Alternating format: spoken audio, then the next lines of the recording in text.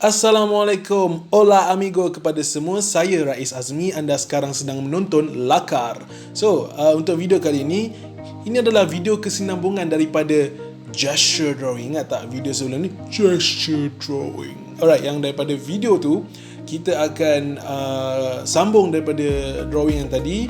Kita akan buat outline drawing ataupun lebih dikenali sebagai contour drawing. So contour ni berasal daripada perkataan Perancis. So contour drawing bermaksud outline. So kalau tengok kat sini, saya padam bahagian yang saya rasa sepatutnya lebih kecil, dan inilah waktunya untuk kita membuat detailing. So mana yang kita rasa line yang agak kasar, line yang tidak perlu, kita akan padam dan kita hanya fokus kepada line yang sebenar. Line that surround and define the edges of the subject, giving it shape and volume. So inilah yang kita namakan contour line drawing. So contour line drawing dari pelbagai jenis. Untuk yang kali ini adalah basic daripada contour line drawing. So saya lepas ni mungkin saya akan buat video yang lain. Okay, contour line drawing, kalau kita tengok sini, highlight daripada video ni ialah detail interpretation.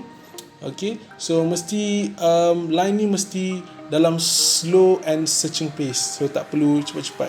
So quotes tadi saya ambil daripada buku ni. So daripada shape yang kita tengok tadi, perlulah memberi detail kepada setiap line yang kita nampak. Contohnya dekat mark tu ataupun dekat kasut tu ada jahitan ke ataupun logo brand tu. So kita boleh membuat detailing. Contohnya dekat lemon ni, dan dia ada tangkai ataupun ada sedikit detailing dekat hujung lemon tu. Lepas ni saya akan lukis juga dekat bahagian tu. So ini adalah proses padam dan membuat line with padam, dan teruskan dengan membuat contour line drawing, which is setiap line tak perlu tebal sangat. Okay, so tips dia tak perlu tebal sangat. Kita kena buat line tu ada yang tebal, ada yang sedikit nipis, depending on the source of light. Kalau tempat tu adalah lebih cerah, so kita akan buat tekanan yang lebih rendah. So kalau kita tengok kat sini, jika bahagian yang kita nak draw tu adalah berbentuk silinder, contohnya gelas tu. Okay, bila kita tengok gelas tu, dia berbentuk silinder. So of course bila ada lemon dalam tu pun saya draw juga yang mengikut apa definisi sebenar contour drawing, which is the detail interpretation. So kena detail. Okay, so kalau tengok kat sini, kena sentiasa padam dan lukis line yang sebenar.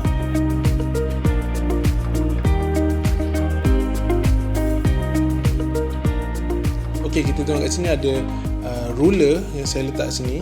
Ruler ni menunjukkan kelebaran ataupun starting point untuk kiri cawan tu dan base untuk bawah cawan itu. So itulah gambaran untuk dapatkan starting point untuk kiri dan bawahnya. Sekarang kita akan belajar mengenai ellipse. Siapa yang tak pernah dengar ellipse? Ellipse ni bermaksud circle yang berada di dalam perspektif. Contohnya kita ada pasu macam ni kan. So pasu macam ni, kalau kita tengok daripada atas, daripada mata kita ke atas, kita nampak dia bulat, ataupun daripada sisi kita akan nampak dia sedikit bujur sebegitu. So kalau orang view balik video yang gambar contoh 4 pasu tu, yang nombor 4 adalah yang sebenar. Okay, kita tak nak ellipse tu sengit lah ataupun tajam di hujung. So kita tak nak ellipse tu menjadi tidak begitu baik dia punya proportion. Okay,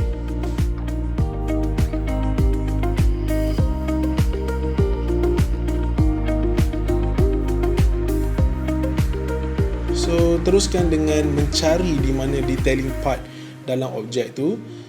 So bila kita jumpa line yang penting untuk objek tu, dan kita boleh masukkan line kita. Tidak perlu untuk shades. Ramai yang tanya perlu shade ke? Tak perlu.